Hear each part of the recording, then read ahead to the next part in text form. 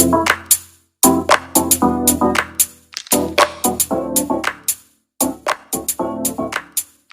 एक बार फिर मैं आप लोग का स्वागत करता हूं उपेंद्र कोचिंग ऑनलाइन के प्लेटफॉर्म पे।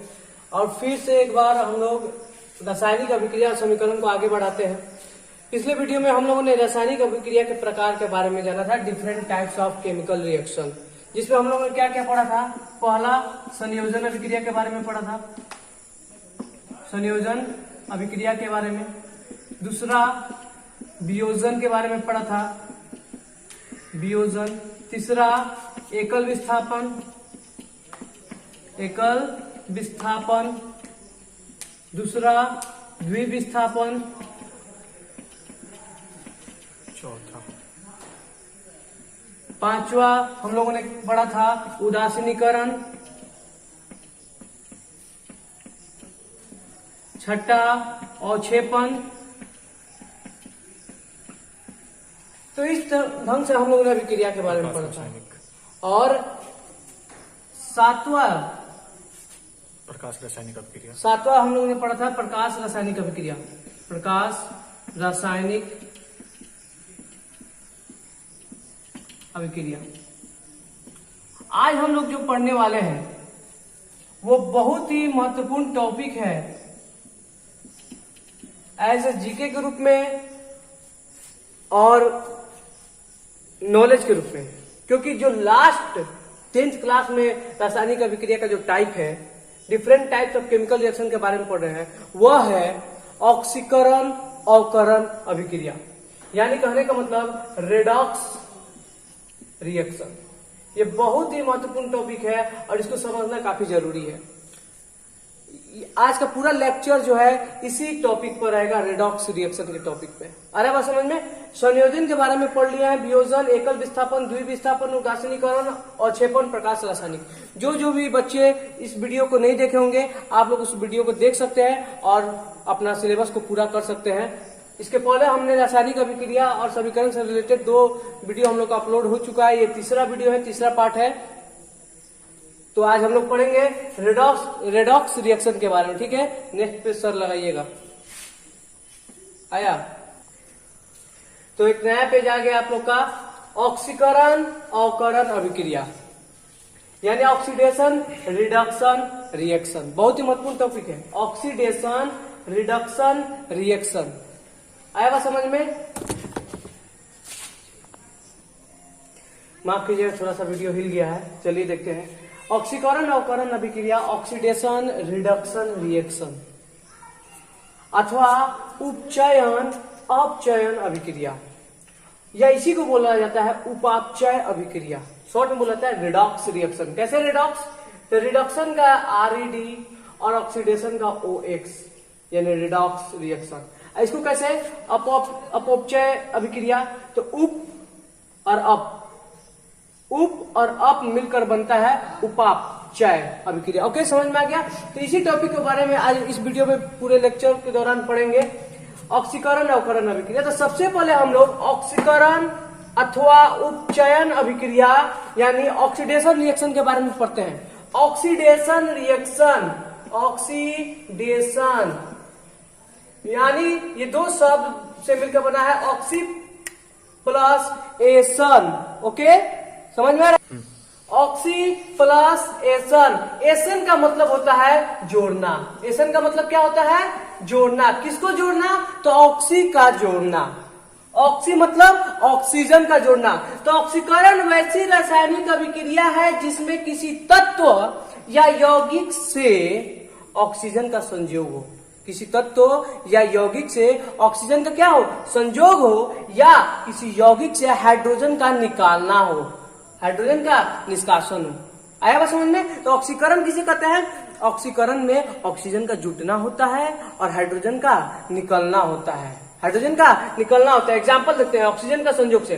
कार्बन जब ऑक्सीजन के साथ अभिक्रिया करता है तो कार्बन डाइऑक्साइड बनाता है। यहाँ पर कार्बन किसके साथ जुट रहा है? ऑक्सीजन के साथ।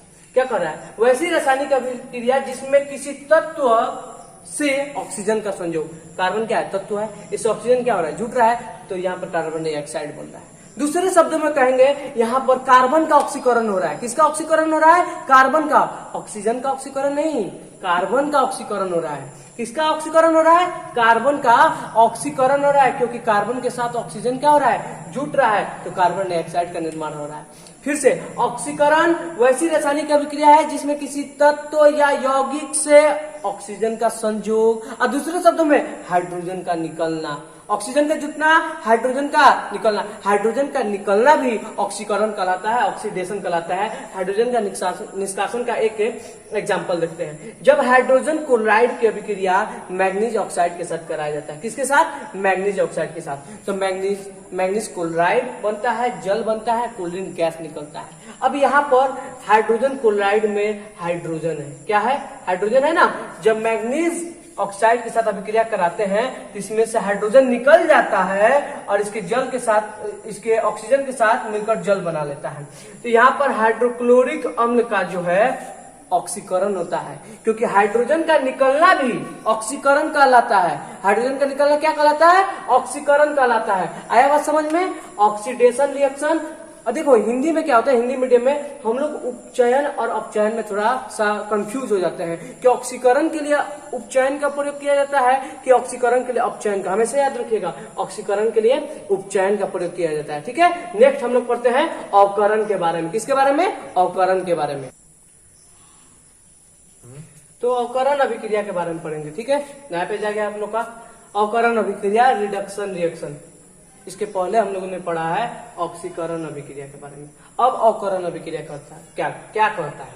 तो अवकरण अभिक्रिया जो होता है ना, ऑक्सीकरण अभिक्रिया का ठीक उल्टा होता है। ऑक्सीकरण में प्लस ऑक्सीजन और माइनस हाइड्रोजन, यानी ऑक्सीजन का जुड़ना और हाइड्रोजन का निकलना। अवकरण में प्लस हाइड्रोजन, यानी हाइड्रोजन का जुटना और ऑक्सीजन का निकलना।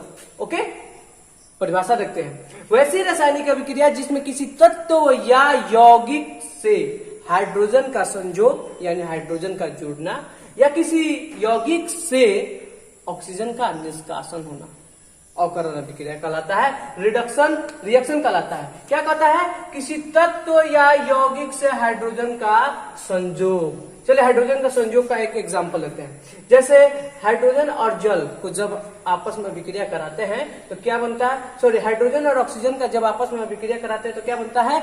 जल बनता है। क्या बनता है? जल। तो यहाँ पर यदि बात करें तो कह रहा है किसी तत्व या यौगिक से हाइड्रोजन का संयोग। किसके साथ हाइड्रोजन जुट रहा है? तो ऑक्सीजन के साथ जुट रहा है। किसके साथ हाइड्रोजन जुट रहा है? तो ऑक्सीजन का जुट रहा है। तो हम कहेंगे कि ऑक्सीजन का अवकरण हो रहा है। क्या हो रहा है? ऑक्सीजन का अवकरण हो रहा है। क्यों हो रहा है? क्योंकि ऑक्सीजन के साथ हाइड्रोजन जुड़ रहा है, तभी तो जल बन रहा है। आया बात समझ में? दूसरा पॉइंट क्या कहता है? किसी यौगिक से ऑक्सीजन का निष्कासन, यानी ऑक्सीजन यदि निकलता भी है तो भी हम क्या बोलेंगे? अवकरण कहेंगे। जैसे कॉपर ऑक्साइड की अभिक्रिया जब हाइड्रोजन के साथ कराया जाता है तो कॉपर प्लस जल बनता है। यहाँ कॉपर में से ऑक्सीजन निकल रहा है। कॉपर में से ऑक्सीजन क्या हो रहा है? निकल रहा है, अतः कॉपर अकेले हो जा रहा है। तो इसलिए कॉपर ऑक्साइड का क्या हो रहा है? अवकरण हो रहा है। हाइड्रोजन का अवकरण नहीं, कॉपर ऑक्साइड का अवकरण हो रहा है। आया बात समझ में? तो अवकरण समझ लिए, ऑक्सीकरण समझ लिए। एक बात हमेशा याद रखिएगा कि ऑक्सीकरण और अवकरण दोनों साथ साथ होता है, हमेशा साथ साथ होता है। इसी कारण इसे रेडॉक्स रिएक्शन कहते हैं। जहां एक तरफ ऑक्सीकरण होगा वहीं दूसरी तरफ अवकरण होगा। कैसे होता है? चलिए एक एग्जाम्पल, इसी एग्जाम्पल को पुनः हम दोहराते हैं और समझते हैं। इसको मिटा देते हैं एक बार और फिर से अब समझते हैं कि ऑक्सीकरण और अवकरण अर्थात उपचयन अपचयन साथ साथ कैसे होता है और क्यों इसे रेडॉक्स रिएक्शन कहा जाता है। ओके, चलिए समझते हैं बढ़िया ढंग से। एक लास्ट वाला एग्जांपल हम लोग लेते हैं यही कि कॉपर ऑक्साइड का जब अभिक्रिया हाइड्रोजन गैस के साथ कराया जाता है तो कॉपर बनता है और प्लस जल बनता है। क्या बनता है? जल। ओके, तो यहां पर हम बात करते हैं कि ऑक्सीकरण और अवकरण दोनों साथ साथ कैसे होता है। गौर से देखिएगा, यहाँ पर कॉपर ऑक्साइड है। क्या है? Copper oxide. यहाँ पे कॉपर में से क्या निकल जा रहा है, ऑक्सीजन निकल जा रहा है और बन रहा है कॉपर। ओके, ऑक्सीजन का निकलना, ऑक्सीजन का निकलना क्या कहलाता है जी, ऑक्सीजन का निकलना कहलाता है अवकरण। इसका मतलब कॉपर ऑक्साइड का अवकरण हो रहा है। क्या हो रहा है, अवकरण हो रहा है, क्योंकि यहां से ऑक्सीजन निकलता है। ऑक्सीजन का निकलना क्या कहलाता है, अवकरण। अब हाइड्रोजन पर ध्यान देते हैं। हाइड्रोजन, हाइड्रोजन में क्या हो रहा है, ऑक्सीजन आके जुट रहा है।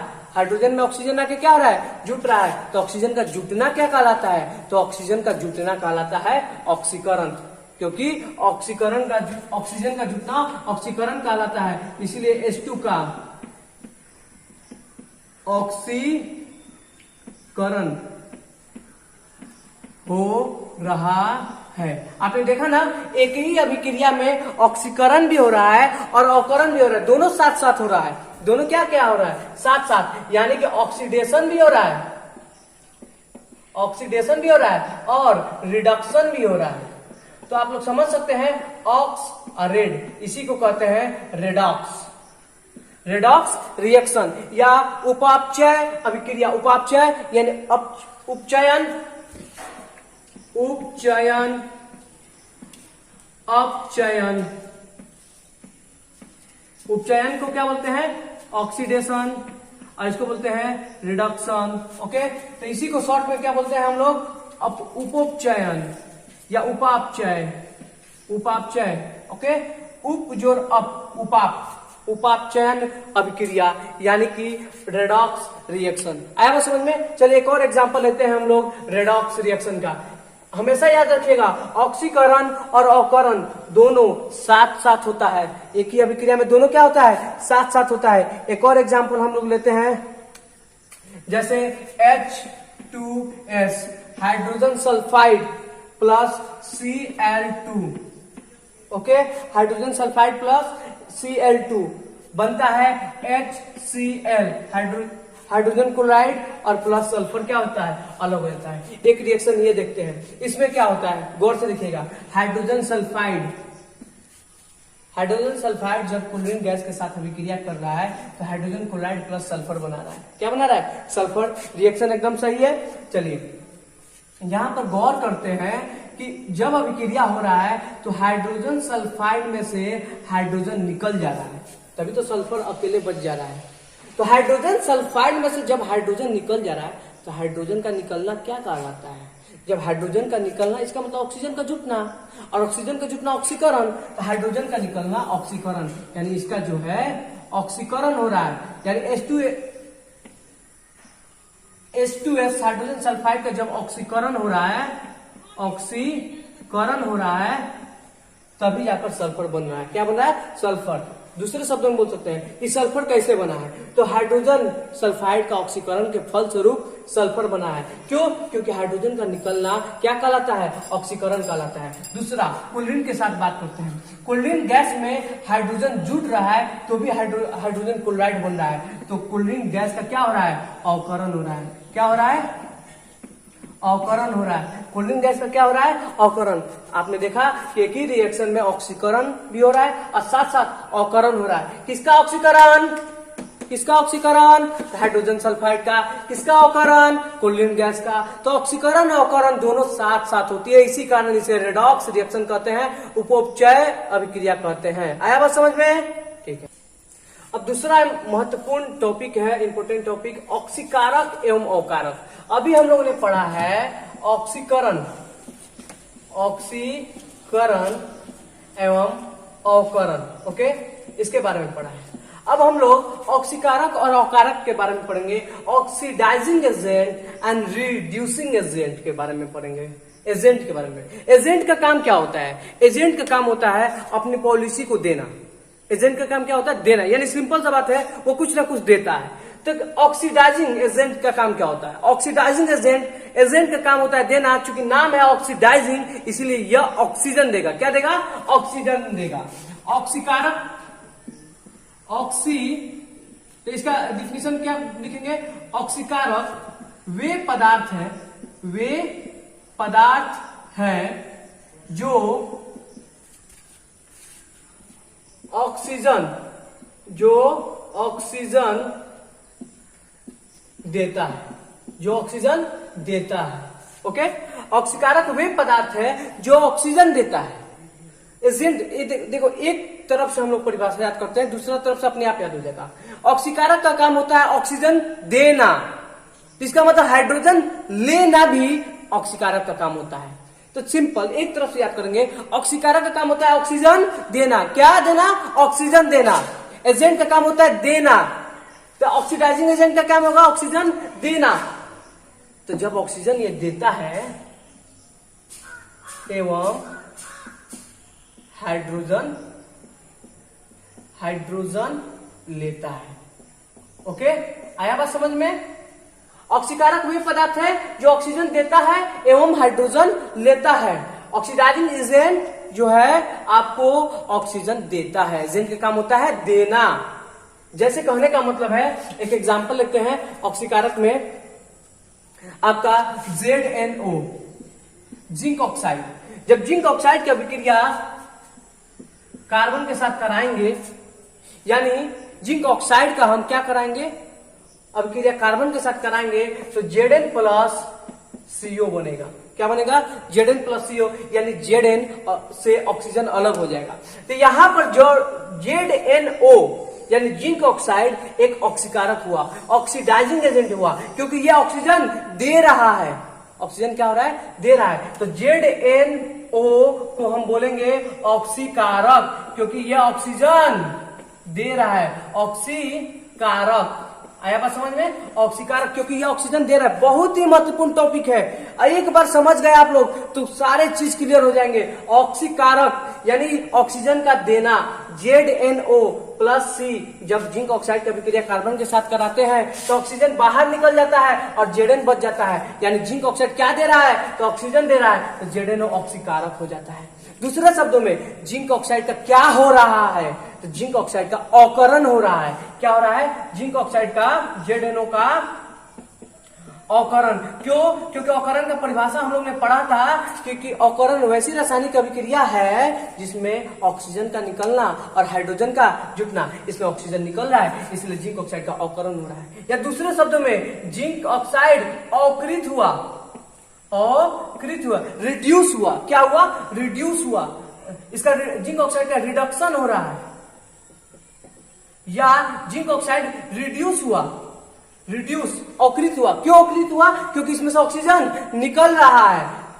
यानी दूसरे शब्दों में कहें तो जिंक ऑक्साइड का अपचयन हुआ या जिंक ऑक्साइड अपचयित हुआ। देख रहे हैं लोग कितने शब्द इसमें बोले जा रहे हैं, इसीलिए कंफ्यूजन हो जाता है। इस कंफ्यूजन को दूर करना है हम लोगों को।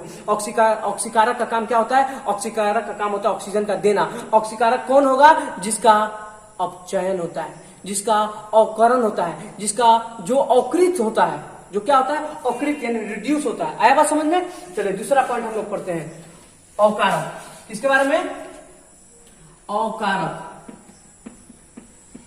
तो जब पहला पॉइंट हमने ऑक्सीकारक के बारे में पढ़ा कि जो ऑक्सीडाइजिंग एजेंट जो होता है ऑक्सीजन देता है, तो सिंपल रिड्यूसिंग एजेंट होता है जो हाइड्रोजन देता है। क्या देता है? हाइड्रोजन। क्योंकि ऑक्सीजन देने का काम यदि ऑक्सीडाइजिंग एजेंट का है, तो हाइड्रोजन देने का काम किसका होगा? रिड्यूसिंग एजेंट का। अवकारक यानी रिड्यूसिंग एजेंट,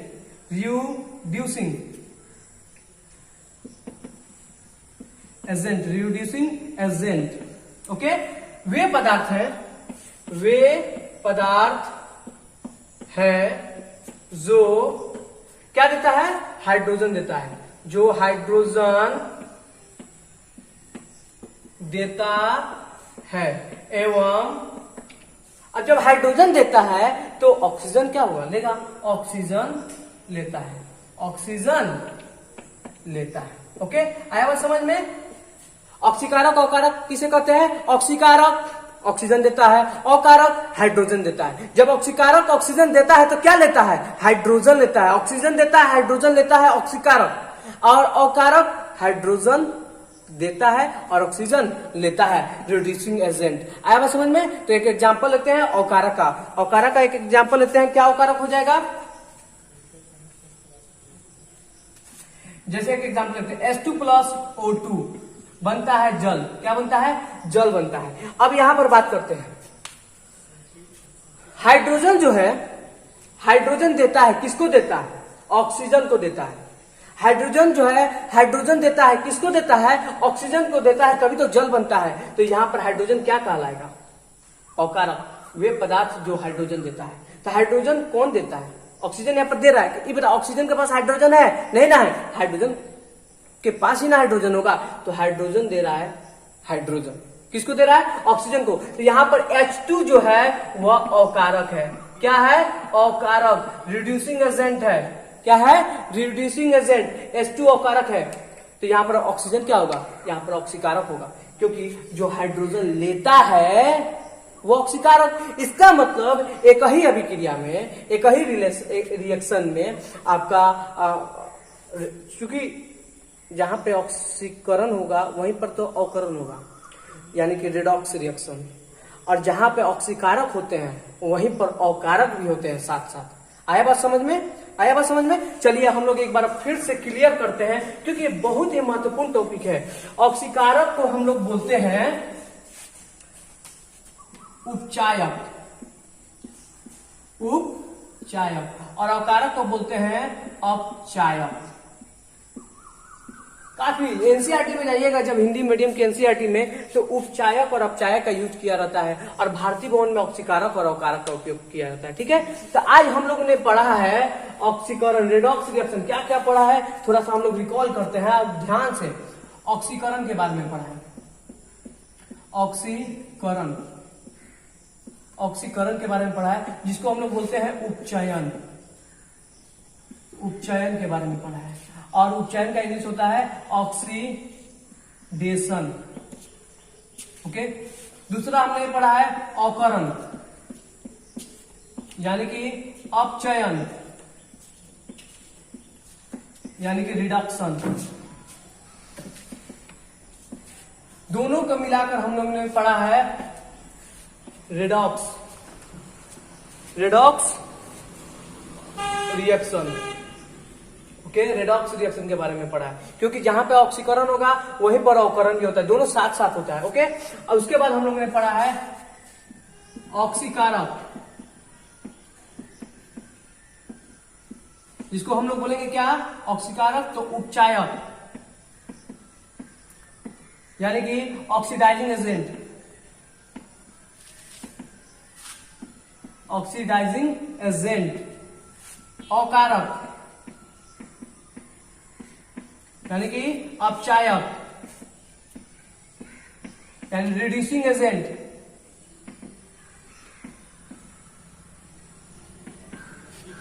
आया बात समझ में? तो एक एग्जाम्पल फिर से लेते हैं, और उसी एग्जाम्पल में सब कुछ हम इसके बारे में समझते हैं कि कौन, किसका ऑक्सीकरण हो रहा है, किसका अवकरण हो रहा है, कौन ऑक्सीकारक है, कौन ऑक्सीकृत हुआ, कौन उपचयित हुआ। देखो नाम, देखो ऑक्सीकरण उपचयन हमेशा दिमाग में रखना है, क्योंकि इसमें नाम में ही कंफ्यूजन हो जाता है, और समझना तो काफी जरूरी है ये टॉपिक। आया बात समझ में? चलिए एक एग्जाम्पल लेते हैं, और इसी एग्जाम्पल में सब कुछ हम लोग समझ लेंगे। जैसे एक एग्जाम्पल लेते हैं, जब जिंक ऑक्साइड प्लस कार्बन के साथ अभिक्रिया होता है तो Zn प्लस CO का निर्माण होता है। ओके, जब जिंक ऑक्साइड की अभिक्रिया कार्बन के साथ, यानी कि जिंक ऑक्साइड का क्या किया जा रहा है? अवकरण किया जाता है। इसको दूसरे शब्दों में बोलते हैं अवकरण किया जा रहा है। क्यों अवकरण किया जा रहा है? क्योंकि इसमें से ऑक्सीजन निकल रहा है जिंक ऑक्साइड का। ये हम लोग तीसरा चैप्टर धातु अधातु चैप्टर में जब हम लोग धातुओं के निष्कर्षण के बारे में पढ़ते हैं तो उसमें एक टॉपिक आता है अवकरण का। उष्मा द्वारा अवकरण, कार्बन द्वारा अवकरण, एल्युमिनियम द्वारा अवकरण। तो यहाँ पर कार्बन द्वारा अवकरण किया जा रहा है जिंक ऑक्साइड का। क्यों? क्योंकि इसमें से ऑक्सीजन निकलते हमें अशुद्ध जिंक धातु प्राप्त हो रहा है, और इसी अशुद्ध जिंक धातु का जब हम लोग वैद्युत अपघटन कराते हैं, वैद्युत अपघटन, तब हमें शुद्ध जिंक धातु प्राप्त होता है। तो फिलहाल उसको छोड़ते हैं, और अभी वर्तमान समय में हम लोग पढ़ रहे हैं रेडॉक्स रिएक्शन के बारे में। इस पर हम लोग कंसीडर करते हैं। सबसे पहला पॉइंट, ZnO में से ऑक्सीजन निकल रहा है, तो ZnO का क्या हो रहा है? जब ऑक्सीजन का निकलना होता है, ऑक्सीजन का निकलना क्या कहलाता है? तो अवकरण, अवकरण हो रहा है। ZnO का अवकरण हो रहा है।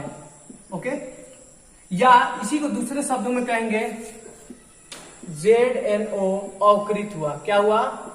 अवकृत हुआ। अब यहां पर देखो अवकरण हो रहा है, ओके, लेकिन साथ साथ हम दूसरे शब्द का भी प्रयोग करेंगे, अपचयन। अपचयन हो रहा है, ओके। जेडेनो का अवकरण अपचयन हो रहा है, या जेडेनो अवकृत या अपचयित हुआ। अपचयित हुआ, ओके। आएगा समझ में? इस सब को समझ में आ गया? चलिए कार्बन के बारे में क्या कहते हैं। तो कार्बन चूंकि ऑक्सीजन ले रहा है तो ऑक्सीजन का लेना क्या कहलाता है? ऑक्सीजन का संयोग ऑक्सीकरण कहलाता है। तो सी, कार्बन का ऑक्सीकरण। ऑक्सीकरण यानी कि उपचयन। उपचयन हो रहा है। इसी को दूसरे शब्दों में क्या बोलेंगे कि कार्बन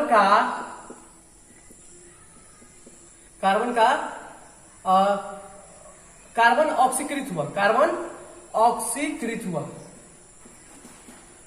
ऑक्सीकृत या उपचयित हुआ। यदि इंग्लिश भी बोले तो जेडेनो का रिडक्शन हो रहा है या जेडेनो रिड्यूस हुआ। क्या हुआ? रिड्यूस। कार्बन का ऑक्सीडेशन हो रहा है, कार्बन ऑक्सीडाइज हुआ। यहां पर कार्बन क्या हो रहा है? ऑक्सीडाइज हो रहा है, क्योंकि ऑक्सीजन का जुट रहा है। अब दूसरा संदर्भ में आते हैं, ऑक्सीकारक और अवकारक के संदर्भ में। यहां पर ऑक्सीजन देने का काम कौन कर रहा है? ऑक्सीजन कौन दे रहा है? तो जेडेनो दे रहा है। तो जेडेनो तुम्हारा ऑक्सीकारक हुआ। क्या हुआ? ऑक्सीकारक। ऑक्सीकारक का दूसरे शब्दों में क्या प्रयोग करते हैं? उपचायक। उपचायक यानी कि ऑक्सीडाइजिंग एजेंट। कौन है? Oxidising agent. ऑक्सीडाइजिंग एजेंट कौन है? तो जेडेनो है, ओके। और ऑक्सीजन लेने का काम कौन कर रहा है? ऑक्सीजन का लेना, जब हाइड्रोजन देता है तो ऑक्सीजन लेता है। हाइड्रोजन देना रिड्यूसिंग एजेंट का काम होता है, तो ऑक्सीजन लेना भी तो रिड्यूसिंग एजेंट का काम होता है। तो कार्बन अवकारक हुआ। क्या हुआ? अवकारक यानी कि अपचायक, यानी कि रिड्यूसिंग एजेंट। दूसरे शब्दों में रिड्यूसिंग एजेंट। आया बात समझ में? तो एक ही रिएक्शन से हमें बहुत सारे एक नॉलेजेबल पॉइंट मिलते हैं, जानने वाला पॉइंट मिलता है। आप लोग समझ सकते हैं कितना महत्वपूर्ण टॉपिक है। आया बात समझ में? तो एक आप लोग को मैं क्वेश्चन दे रहा हूं, आपको बताना है कि इसमें ऑक्सीडाइजिंग एजेंट और रिड्यूसिंग एजेंट कौन कौन है, ओके। समझ में आ गया होगा आप लोगों को? चलिए इसको मिटाते हैं। आप लोग लिख लीजिएगा, नोट कर लीजिएगा अपने कॉपी में। एक क्वेश्चन दे रहा हूं, उसमें आपको बताना है कि ऑक्सीकारक किसका ऑक्सीकरण हो रहा है, किसका अवकरण हो रहा है, ओके। चलिए क्वेश्चन लेते हैं। PbO, plumbum oxide. Plumbum oxide का जब अवकरण कराया जाता है इसके साथ, कार्बन के साथ, तो Pb बनता है और प्लस कार्बन मोनोऑक्साइड बनता है। क्या बनता है? Carbon dioxide, sorry. समीकरण संतुलित कर लेते हैं। Pb एक है, Pb एक है, कार्बन एक, कार्बन एक। ऑक्सीजन यहाँ पर कितना है? एक। यहाँ पर कितना है? दो से रिएक्ट। चलिए आपका जो यहाँ पर प्रश्न बनता है, आपको जवाब देना है कि कौन ऑक्सीकरण है, कौन ऑक्सीकारक है। पहला नंबर क्वेश्चन, ऑक्सीकारक, ओके। दूसरा, अवकारक कौन है? तीसरा, किसका ऑक्सीकरण हो रहा है?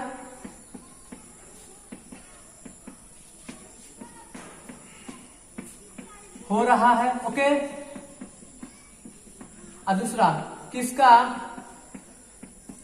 अवकरण हो रहा है? ये क्वेश्चन आपको कमेंट बॉक्स में डालने हैं। एकदम सावधानी से वीडियो को 2 बार 3 बार देखने के बाद ही डालने हैं। सही आंसर डालने हैं। आ रहा है समझ में? सही आंसर डालने वाले बच्चों का नेक्स्ट वीडियो में मैं खुद नाम लूंगा। देखते हैं कौन सही समझकर इसको डालता है। आ रहा है समझ में? मैथ।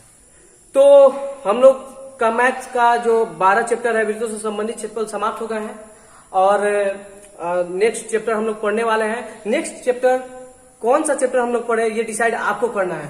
कौन कौन सा चैप्टर आपका बाकी है, जो जितना ज्यादा जिस चैप्टर के बारे में कमेंट आएगा उसी चैप्टर को सबसे पहले पढ़ा जाएगा। आया बात समझ में? तो आप लोग कमेंट कीजिए कि कौन सा चैप्टर नेक्स्ट आप लोगों को पढ़ना है बिहार बोर्ड 10th के लिए। आया बात समझ में? और यदि आपको वीडियो अच्छा लग रहा है तो लाइक कीजिए, कमेंट कीजिए एंड शेयर कीजिए। एक और बात समझा दीजिए, जो सिलेबस के या अथी के फील्ड में है सब प्रमोट हाँ, करते हैं। देखिए सबसे पहला पॉइंट ये है कि आप लोग सोच रहे होंगे कि बिहार बोर्ड जो है सिलेबस कट कर दिया है तो सिलेबस कट करके ही हम लोग पढ़ेंगे, तो ऐसा नहीं। देखो जिंदगी में जो है ना जिंदगी के किसी भी एग्जाम में, चाहे वो आपका एसएससी हो, चाहे यूपीएससी हो, चाहे कोई भी एग्जाम हो, सबके लिए बेसिक होता है 9th 10th।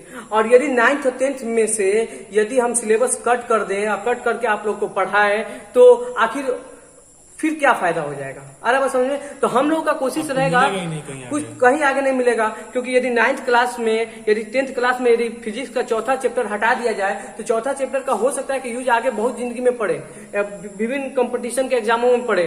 तो इसीलिए हम लोग पूरा का पूरा सिलेबस कवर करते हुए चलेंगे। आए बात समझ में? 9th जो है 9th 11th से जुड़ा है और 10th जो है 12th से जुड़ा हुआ है। यदि हम सिलेबस ही कट कर देंगे तो आपका 11th 12th दोनों ही प्रभावित हो जाएगा। आए बात समझ में? बच्चे समझ रहे होंगे कि प्रमोट हो जाएंगे।